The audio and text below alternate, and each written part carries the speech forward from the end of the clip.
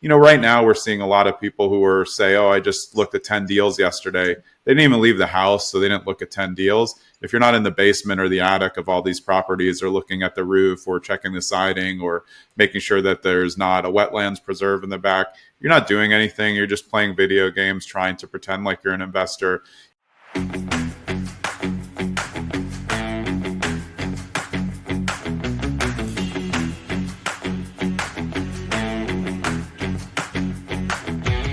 Welcome back to another episode of Keeping It Real Estate. I'm your co-host, Mike Roeder, and today we have Jonathan Greene joining us on the show. Jonathan is a lifelong real estate investor, and he's also the host of Zen and the Art of Real Estate Investing. I was on an episode with him recently, so make sure to go over to his podcast and check that out. Jonathan has over 30 years of experience in real estate investment. He leads Streamlined Properties, helping clients make informed real estate decisions.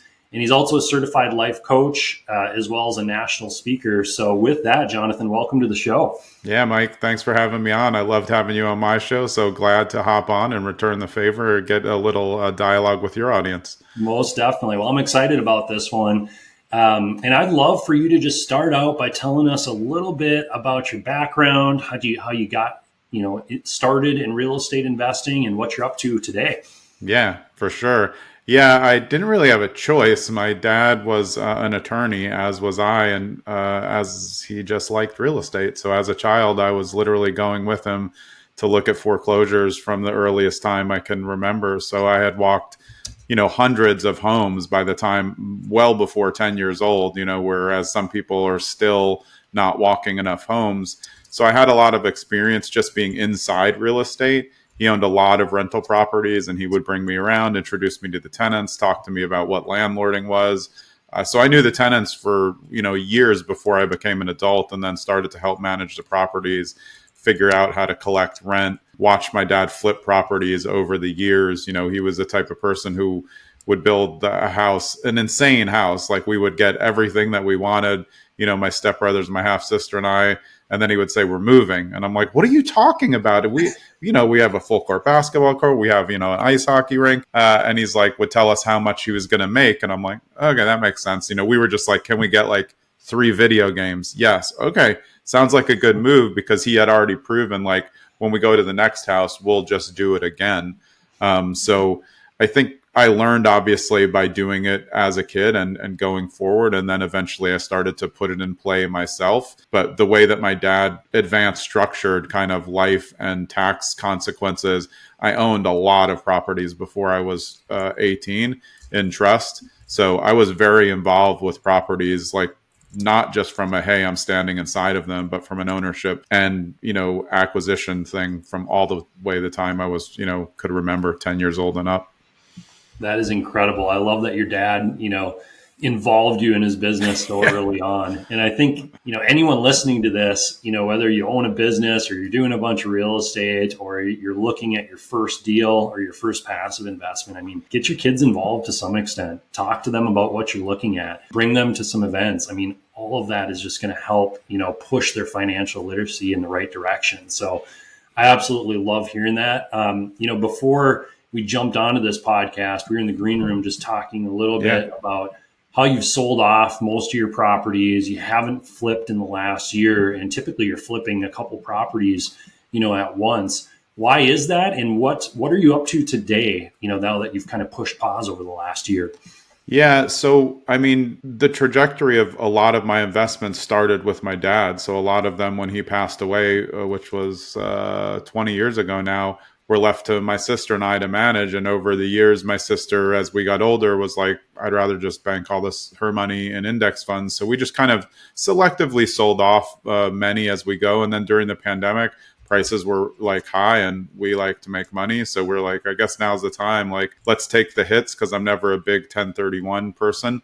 I don't like to be pressured into it. So sold a lot, still own, a select few, and starting to now invest in more syndications and things that are a little bit more passive for myself at 53. But I'm still open to short-term rentals. I've done short-term rentals for more than 20 years. We had a bunch of them. And I think what I've been smart about doing as the market adjusted, rates were high. I can use cash, but I try not to because it doesn't make sense a lot of the time unless I'm going to, turn it into something and leverage it out, or it's low cash volume.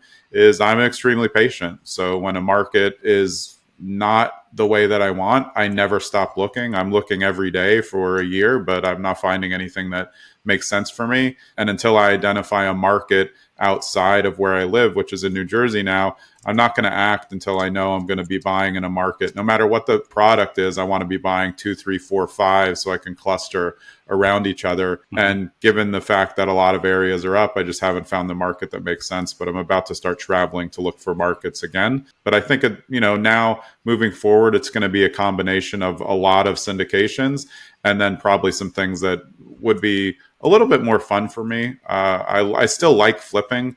I like the design and aesthetics aspect. The deals just aren't there, and I like to do it, in front of me. So, at least my project manager can be on site every day. And I like short-term rentals. I like the way that they're going. I like the experience-driven part of it and how you can definitely upscale and beat the competition by being more focused on the user experience. So those are two areas that I'll probably be going into a little bit more than just my bread and butter has always been single family homes, owning and renting them, but not that interested in that right now. Got it. Well, I really love that you mentioned that you're being super patient. And I think that's something that everybody should tune into, and obviously we've seen a massive drop in the multifamily values over the last couple of years, and we're in a great spot right now, but that doesn't mean that you shouldn't be patient. Take a look at the underwriting, take a look at the team, take a look at the market, and just make sure that you're getting into a good project.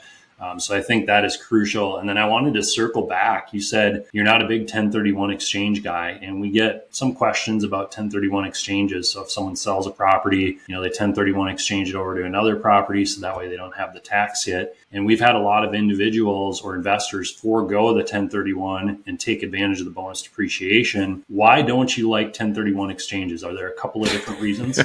Laziness. No.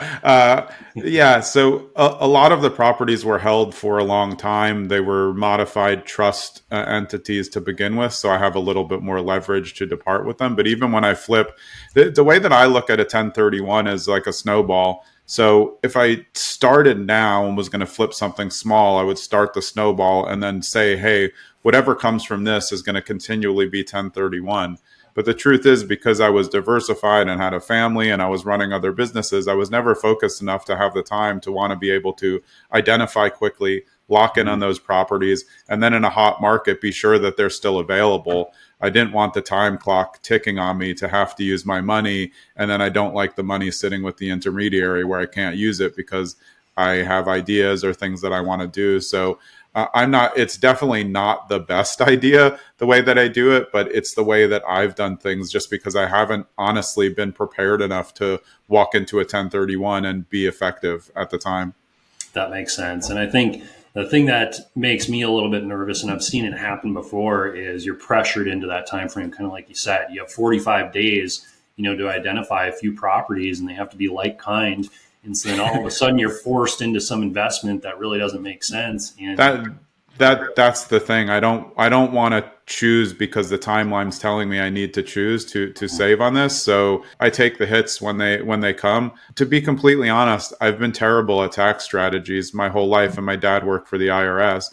And it's just because, like a lot of us, I'm just too busy with other stuff. And now I'm trying to really refocus at this point in my life. And that's why it was really important for me to push down the portfolio from over the years. I've owned hundreds of properties to get down to a very small amount.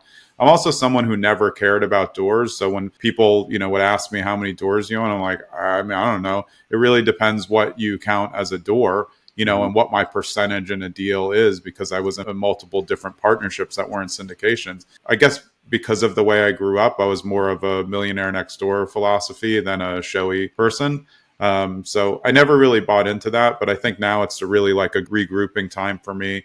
I have money to deploy, but due to me being extremely patient and not having any FOMO at all, I can still wait and meet people and figure out, hey, what's the best, strategy for this? And learning so much about syndications over the past, couple of years, I've learned to be betting on operators, which is really, really important to me. And that makes me more comfortable as a passive investor to know that I'm rock solid on the operator. Operator has skin in the game. So if something goes a little bit sideways, I know they're going to be able to cover it. I don't really want to be on a capital call situation.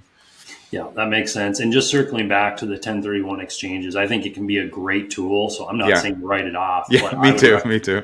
yep, I would recommend talking to your CPA, maybe talk to the syndicator CPA if you're thinking about placing the funds with someone else, and just, take a look at all avenues. What does bonus depreciation look like if you were to cash out on that investment and stick it into another project? What does a 1031 exchange look like? What properties are out there? Where are you at in the market cycle? So all of that is super important. And you said, you're looking at doing a lot of syndication investments moving forward. And you just said, super important to bet on the team, for them to have some skin in the game. Anything else that really sticks out to you that's a must when you're taking a look at general partnership teams that are syndicating projects? Yeah, for sure. Experience in that market.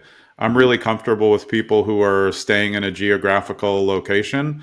If I have somebody who's done, 8 multifamily syndications in Chicago, I feel pretty good when they're going into Chicago again. But I don't want to be the first person for them to go to Arizona. Even if I really like them, I just don't want to be the test case in that because it's my money that's the test case. So I look for experience. I look for the honesty to say, hey, did you have any deals that didn't go great? I want to know about them. And a lot of times for the really good syndicators, not the fakes ones, those are just not as good returns as hoped. And there's a rock solid reason for it. Hey, we messed up on the plumbing situation here. It was way more than we thought. City came down, or we miscalculated something in there. So the deck is obviously important to me. I review it, but I'm not reviewing it and then sending a list of questions, because if I have to do that, I'm already in a distrust position. So I'm trusting the operator enough to assume that the deck is correct. And then when I review the deck, it's usually either yeah, this looks really good, or I have just like a couple snippets of questions that I think might, help me learn more. But I think from talking to so many syndicators on my podcast, I've really learned about their background. And it's exciting for me to know that a lot of them came from just starting with, regular single family, multifamily homes. I'd be very, very leery for a new person just hopping into syndication right now in this economic climate. It would be a hard no for me. Yeah, that makes sense. I mean, it's a lot more tough to create, successful results right now compared to, 6-7 years ago. And again, I think it's a great time to jump into multifamily, but you need to know what you're doing. Yeah. There's a couple of reasons for that. I mean, first off, expenses have increased over the last few years because of inflation. And then you have delinquency too. That's a major issue throughout our country. So you really got to be buying into the right projects. Otherwise, you can really suffer, with collections. So I appreciate you mentioning that. Wanted to circle back, Jonathan, to your first real estate investment. Do you remember what that was and how that looked like at all? And I know you started pretty young, so this might be a tough question. Yeah, well, there's a couple stories. My first property that I bought all on my own was just a regular it was a single family in Plantation, Florida. I had just finished law school. I was well versed in what I was doing involved in real estate, but I bought a property there. And it was in a typical development. Every house looked the same, so much so that when I would come home at 2 a.m, I would often be in front of my garage and I'd press it and it wouldn't open. And I'd be like, what is wrong with it? And I would see 2 doors down the garage open because they were all, a different shade of ochre. What I learned on that is, there was no MLS at the time. There was MLS. There was no internet. So you didn't see any photos before, but I would look at 5 or 6 in the same development. And then I just bought the one that was the cheapest and immediately fixed the carpeting, painted the whole thing, really didn't do much else, swapped out the appliances, kind of typical, what we would call now lipstick flip. And then I lived there for like a year and a half. And then when I put it up for sale, I was like, oh, I made like, 25 grand in a year. That was the ringing the bell for me of doing it on my own. Like, okay, this is what my dad was doing. I'm doing it at a smaller scale. And I really didn't do anything. And the way that it worked then without the internet is I think there were 6 available when I bought it. And even when I sold, 3 or 4 were still available, because that's the way that the market ran then. So it gave me a proof of concept on basically verifying what my dad did. but it was very easy and secure and different than some of the the memories I had with my dad. We foreclosed on people a decent amount. My dad was a cash buyer at courthouse steps auctions over and over for like, we had owned properties in weird places, weird things. I still own some of them, but he bought a deal. And a lot of times we would have to negotiate in those days. Again, much different, much different. You know, we would give people 1 to 2 years to get out on the foreclosures because we were nice. But eventually, like, we need to turn the property. So in those days, you would just call the sheriff. They would come over and move all their furniture out on the lawn. A lot of yelling and screaming, you know, like we were doing something bad, but we had let them stay 1 to 2 years. So, you know, uncomfortable, but my first deals weren't like that, which was appreciated. Got it. No, that makes sense. Well, I appreciate you sharing that info. Yeah, of course. Yeah, each real estate deal is a little bit different, and sometimes you do get into uncomfortable situations like that. I'd love to hear more about how you identify a promising real estate investment opportunity. Obviously, the team is super important, but are there any other key factors that you're looking at for, you know, both a single family flip, even though you're not doing that a lot right now, and then also a multifamily or any type of syndication? Yeah, I'm very different than the new modern investor. I live my whole life on spreadsheets, but when it comes to real estate, I barely use them at all. They're usually just to track the progress of a flip or to just do a very quick evaluation overview of something that's out there. I call myself an asset hunter.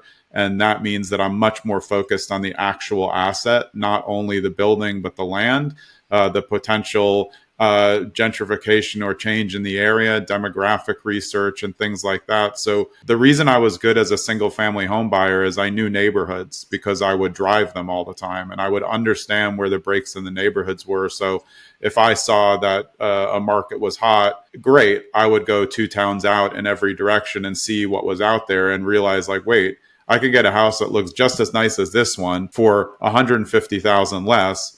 And like, there's a couple coffee shops already coming in here. That was something that I gleaned from my dad over the years, but I perfected on my own. And now it's, you know, ratified in the fact of, you know, you can use, if all of us had access to Starbucks or Trader Joe's or now what people think Sherwin-Williams, Home Depot data, you would know where to buy because they have the billions of dollars to do more research than we can. So, you know, the internet's good, spreadsheets are good, but I really rely on my eyes, ears, and my nose when I go inside properties. You know, I need to look at basements. I know well enough.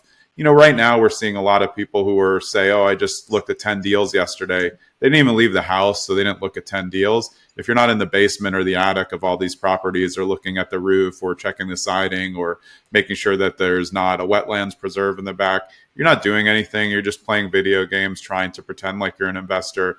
And even if you're trying to invest out of state, you need to get out in the field and look at properties. So you know what mold smells like, or you know what a water issue looks like, because that's how you lose in investing, is by not having the reps enough to just have any clue what you're doing.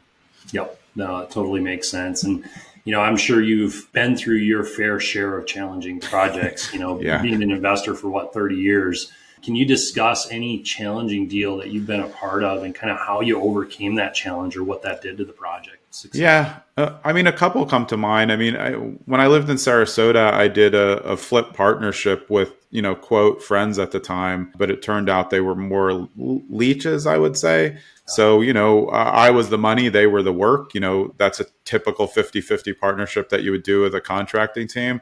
I put all the money up. They used their contracting services as the work. I didn't pay for the work. You know, they were paying for their own work and workers. But then I found they were like buying stuff on the company credit card, you know, for whatever spa days or something like that. So I hired a lawyer. I was a lawyer I was weird because I was a prosecutor at the time. It's like the last person you want to screw up is someone who can, you know, get the police to go arrest you. But, you know, the thing that I learned on that is I went to an attorney who was, of course, a friend of mine. And he's like, listen, you're going to spend X amount to hire me to get back less. So figure out a way out of it. And that's what I learned about partnerships is, and I would relay that to syndications now.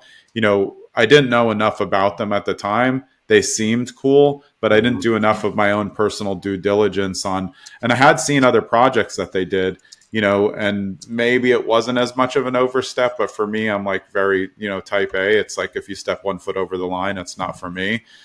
So we ended up breaking even. I just cut them out of the project, and I knew they weren't going to sue me. That was one, and then the other one is a flip I did where I lived in Montclair, New Jersey, and I think it was a little bit of an ego thing and a little bit of town bullying, but the property was great. It was a 2-bed, 1.5-bath, single family, so it was more like a condo alternative. I should have kept it as a short-term rental, but I was just like, I messed up a lot of things. So if you think, hey, someone's in the game, 25, 30 years at the time, yeah, I still crapped the bed pretty good on this one. I didn't lose money, which is good, but I hired contractors, as most contractors do. They filed the permits and then started working, assuming the permits would get approved. But they came out early and they're like, oh, you started work without the permits. I'm like, yeah, you mean like every single person that's ever existed on the face of the earth did? So they didn't like that, gave me a red card. I was red carded for 6 months, went to a hearing, literally a public hearing recorded. And I said that on the record. And they're like, you can't say that on the record. I'm saying, are you telling me in this hearing that nobody starts their job while the permits are pending before they're approved? Because you take like weeks to approve permits. Everybody starts, and they're like, no comment. So, I was fighting a battle I couldn't win. Even me as an on-market, real estate agent, I priced it low on purpose in the area where we were pretty much set up with multi-bids on everything. And because it was an oddity of a property, it didn't really suit families. Single people, maybe they thought they were going to get married, so then it was going to be too small. So I was getting offers for the asking price, but I wanted 50,000 more. So then I raised it 50,000, and then I wasn't getting those offers. And then eventually I took it off the market, was going to short-term rental it, and then put it back on at the right price, and it sold right away. But, just a kind of calamity of errors. So I was not on hard money. I was on a modified private money credit loan. So I went 22 months on it. So I didn't have any balloons because it was, based on my asset baseline of credit. But, it was just a calamity. But again, in the end, when I sold it, everyone's like, oh, are you mad? You spent 22 months and you made no money. And I say, I love the product. I still love the product. And the thing that I always say is if I have to exit something and I take a loss or I take a break even, I get the down payment money back to deploy into something else. So did I like the way that went down? No. But I learned to not play around with the towns. You really have nothing that you can do. You have to play their game to be able to be successful. You really do. We've dealt with a lot of permitting as well, adding additional units, and some counties and cities are fantastic. Some are just extremely tough to work with. So if you're going to be doing that, if you're going to be adding a unit or doing some bigger projects, just make sure you understand the permitting process. Maybe get a permit expediter on your team, or that's a good idea. Yeah, I mean, you just have to do whatever they say, because the amount of time for you to go, to the DCA or try to is not going to help you. Then you're never going to do well, especially if you're staying in the same area. So, they screwed me for a whole year after that. They still didn't approve stuff. I couldn't get I had 10,000 in escrow because they wouldn't approve. I didn't get it back for like 18 months after that because they just wouldn't close permits on like a hot water heater. It's just, if you think that a city won't be petty, watch Parks and Rec. They will be petty. Definitely. Well, I appreciate you sharing that. Yeah, of course. I know you've owned and I believe managed in, New York, Florida, California, different markets. What lessons have you learned throughout the years, working in different states and different markets like that? Because obviously, New York and California can be tough on the multifamily side, whereas Florida is kind of the opposite end of the spectrum. What are your thoughts there? Yeah, I think for me, because of the way that I was taught by my dad and what we talked about being an asset hunter, and I learned from my dad the way to be a landlord. I don't like being a landlord. I actually hate it. It's not for me. Not because I don't like providing great housing for people. I just don't I don't want to like get calls in the middle of the night. I don't want to hear like dumb stuff. But, you hear more dumb stuff when you're a bad landlord and you don't vet your tenants right. So what I learned from my dad was know your tenants, build a good relationship with your tenants, care about your tenants. They're the caretakers of your home and your investment. So the better that you are as a landlord to them, the better they're going to treat the house. So with the differentiation in the markets and states that I've been in, I've never operated business differently. I'm an asset hunter. I understand the locality of each market, no matter what state they're in. I buy in places where I have boots on the ground or where I've lived. I don't buy in areas where I don't know anybody or know anything. It's not for me. So I've always advised people to do as I did, which is just make a list on one side of every place you've ever lived, gone to school, anything. List two is all the places where your closest family and friends live, the ones that you actually would trust. And then you start looking around and you look at all these top 10 lists and growing lists for rentals or short term, whatever you want to do. And if you take that last list and then overlay it on those first two lists, you'll find very many geographic commonalities. And that's a great place to start when you're looking for markets. And that helped me. We would buy short-term rentals where my sister's friends lived. They were new moms. They were, not working. Their kids were still little. So this would give them kind of a side job and someone who we knew and trusted to do management. And it didn't cost, 10% or 20%. It was much more reasonable. I love that. Absolutely love that. And looking ahead, where do you see some of the biggest opportunities in real estate investing and, what asset classes as well? Well, I think that commercial conversion is going to be gigantic. It's just about, I think people think it's easier than it is. A hotel to apartments, that's a good conversion because there's bathrooms available. Commercial office building to apartments, not good. The plumbing is not ready for that type of thing. So those are better for self-storage facilities or things like that. There's so many retailers that have gone out of business, but they're kind of locked into a retail spot, like a JCPenney or a Sears or a Macy's. That's the end of a big mall. There's not a lot of things you can repurpose that into unless people start to think differently. So I did like the idea of co-working spaces because those were good retrofits, but obviously it's kind of failed as a whole. So I do like the commercial conversion, but it's going to have to be a confluence of really good prices for the investor and economic benefits from the cities to make sure that the conversion is going to be worth it. So that's something I'm definitely interested in. I do like the way that midterm rentals are going right now. I think they're a humongously great opportunity for people to get into because it's less pressure than short-term rental. You don't have to upspend on furniture as much. You're not going to need to build an arcade. Midterm rentals are perfect for not just travel nurses like people have heard through the pandemic, but they're perfect for insurance companies who people are displaced. They had a flood or fire in their home. They're great for employee recon, somebody coming into an area, they get relocated, but they don't want to buy a house right away because they don't even know which town they really want to live in. So they want to live in a place for, 13 weeks at a time while they decide. And then I think it's the unsung opportunity for people with real estate license like myself. If you're listing homes for people, a lot of times they need to sell and buy, but they have nowhere to go in the middle and the dates aren't going to match up. So midterm rentals give you much more leeway as opposed to keep re-going on a 1 week lease on a short term. So that's something that I really like. I've done some episodes of mine as well on that. And I just really think it's a very, very smart thing to do and something that people need. In a residential town where you have basically all single family homes, when someone gets displaced from their home, they don't want to go live in a Motel 6. They want to live in a home. But it also doesn't need to have an arcade and a pool and a pickleball like short term. It just needs to be an accessible, nice home where they can park for a little while.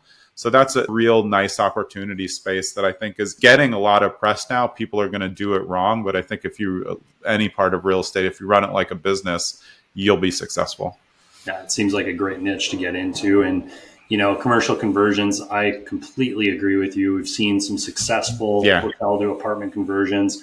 I've also, rewind 2.5, 3 years ago, met a couple of investors that were doing office to apartments, and they were just over the moon about it, the projected returns. And they ended up going back to the bank because it was so hard to get through those projects. So it's a plumbing thing. And it's a windows thing. An office isn't built the same way that an apartment complex is. So, there's concrete floors. So you're not going to be able to run the correct plumbing. An office building has plumbing in shared bathrooms. Well, that's not how residential works. So that's really the biggest problems. There was one other thing that I wanted to touch on that I think really may help your listeners.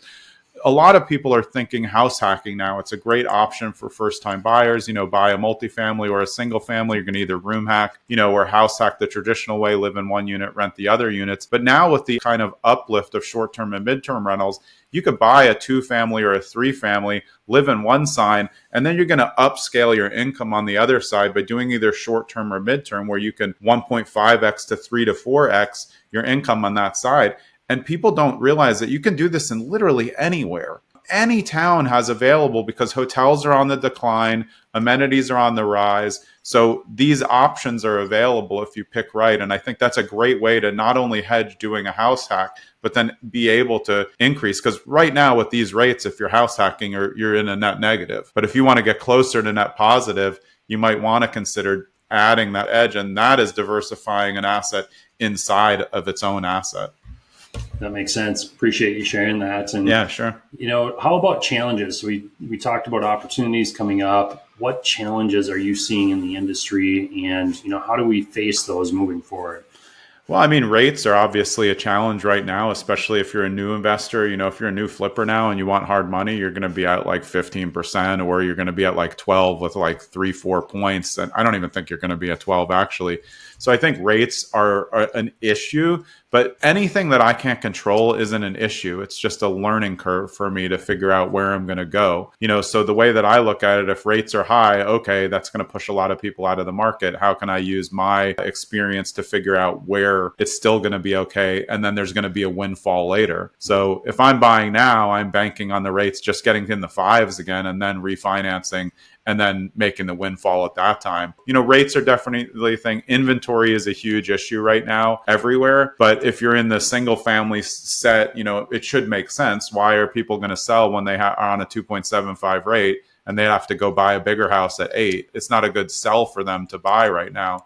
So if rates come to 5, everyone thinks it's going to be awesome. It's not going to be awesome, because there's going to be 5 more million buyers into the market on the regular single fam market when rates are down. So no matter what is presented that is a difficult or a roadblock, for me, like we were saying in the beginning, patience is really the key. So as long as I can be patient and I never stop looking, I'm still evaluating, what I want to do will kind of open up in the future. But I think those are two really important issues. Obviously, affordable housing is a huge issue for my kids' age and them moving forward. What are they going to do? Are they going to be able to be home buyers in the regular sense? And the answer is maybe not. Maybe not at the same timeline. But, I think people have to kind of every few years try to figure out what real estate means to them.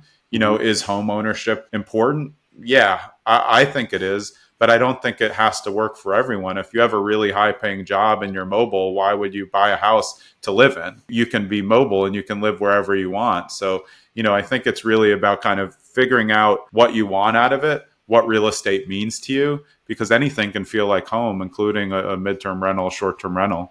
Yeah, and I think it was interesting that you mentioned the inventory. On the single family side, you have a huge shortage, and then on the multifamily side, right now in 2024, you have a surplus in a lot of markets where, it's going to be absorbed over the next year or two. But it's kind of the opposite ends of the spectrum. So. Yeah, and I think that is interesting, because anything where there's a surplus, there's going to still be better deals further down for those of us who've been in it for a while. So, that goes back to FOMO. I mean, I like that there's a surplus in multi, but does that mean that more kind of fake syndicators are going to try to get them? Yeah, sure. So I'm still looking for those rock solid deals. But still, that surplus will still go up. I mean, that modified debt's going to have to work itself out at some point. Banks kind of were a little bit easier in the beginning, but there's a lot of people getting soaked in multifamily right now, which plays right in to syndicators' hands. But I think a lot of syndicators are being really smart now in acquisitions and waiting them out, because it's still, for the last 2 years, really what sellers want and what large scale buyers want not matching up. But sellers are in trouble, buyers aren't in trouble. So we're going to wait till sellers are in trouble and we're going to get a better deal. It's just the way that it's going to go. Yeah, 100%. And that's what we're seeing in the market too. I mean, more and more calls literally every day from brokers where the sellers need to get out, in the next 3 months or the next 5 months because they have a bridge loan coming due and they can't raise the capital to get it refinanced, or they have a rate cap due and they owe a couple $1 million and they can't afford that. I mean, we're buying a deal right now that has a bridge loan on it, and they can't afford the rate cap, so they need to offload it. So I couldn't agree more there with you, Jonathan. And, before we wrap up today, any other advice? I know you've shared a lot of advice throughout this episode, but any other advice for listeners that are looking to get started with their first real estate investment? Yeah, this is rock solid, and it's not something that anyone else will tell you. Don't think that taking action means buying a property.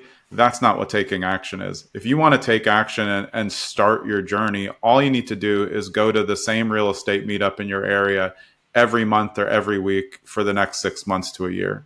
If you do that and you're a genuine person and you walk in and you talk to people, you don't make ass, you don't try to get someone to be your mentor, you don't try to JV a deal when you have no money, you don't ask them about sub 2 or seller finance, you just ask them about their investments, how they got where they're going. You will not only find a mentor, you will find deals, you will find JV opportunities, and you'll find lifelong friends and partners. And people who aren't focused like that are just not long-term focused. And how can you be short-term focused in a bad economic climate? It's silly. You're not going to create a wholesale business and then you're going to become a flipper. That's not going to happen. You shouldn't be a first-time flipper right now. None of that makes sense if you don't know what you're doing, because there's too much risk. But if you just pay attention to the other people who are doing well in the game right now, and you provide yourself as someone who asks really good questions, you'll walk into opportunities left and right. You just have to be a long-term thinker and a good relationship builder. I love that advice. And Jonathan, one other thing we do on all of our episodes is we ask our guests to provide a book suggestion. Oh, yeah. Any books that have made an impact on your life, or that you think could really help our listeners out, whether it be real estate or mindset or what have you. Yeah, well, I read a lot, so I'm already at 39 books, and it's July 18th for this year. So, my real estate attorney, Ashley Molson, recommended a book, and there's very few books that I haven't heard of. It's called The Wealthy Gardener by John Saforic.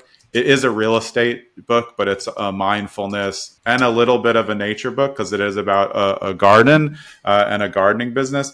It's one of the best books I've ever read, and definitely one of the best books on investing, because my podcast is about the mindful approach to real estate investing. And I've spent the last 10 years going inward, working on my mindfulness and really trying to live a Zen lifestyle. This book encompasses all of that. It's a great story. It's a great learning curve for people who want to understand money and the growth of businesses. And it's not like, hey, Rich Dad Poor Dad, everybody knows it, which is a great book. I still think as a first book, you can't do much better than Rich Dad Poor Dad. But yeah, The Wealthy Gardener by John Saforic, definitely unbelievable book. And for people who want to get a little bit outside the box on mindfulness and mindset, Rick Rubin's The Creative Act, my favorite book probably I've ever read. Amazing. Well, thanks so much for the book recommendations. Thanks for coming on the show and for all the guidance. How can our listeners get a hold of you if they want to reach out to you? Yeah, so of course, the podcast is Zen and the Art of Real Estate Investing. Mike's episode comes out really soon. By the time this comes out, his episode will probably be out already. But my hub site is Trust Greene with an E at the end. So the word trust and then Greene, GREENE.com. And that's the easiest way to get to all of the tangles of stuff that I do. And on social media, I'm very easy to find at Trust Greene on Instagram. And that will link you to my team at Streamlined Properties and also to the podcast. But yeah, I'm not a big, hey, give me a call, give me a text. I will respond to DMs. That's a great place to get in touch, and makes it a little bit easier for me. My phone rings 100 times a day. So when people say hey, can I get a quick 15-minute call? I'd rather, jump into a pile of spikes. I love it. Well, thanks so much for coming on, Jonathan. And thanks everyone for tuning into another episode of Keeping It Real Estate. Please remember to leave us a rating and review, as it helps us a ton to bring on guests like Jonathan and to bring on great content. So have a fantastic week out there and go create some success. Thanks, Mike.